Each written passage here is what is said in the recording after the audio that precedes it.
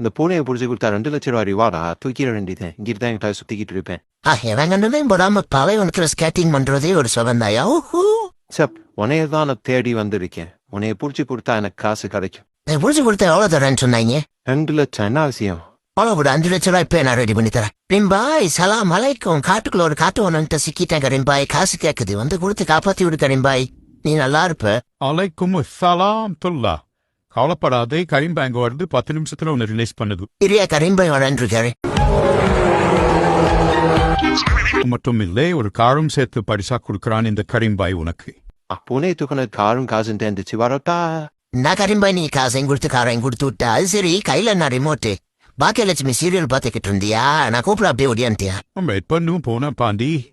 வண்டியில பாம்பு இருக்கும், இப்போ பார்த்தா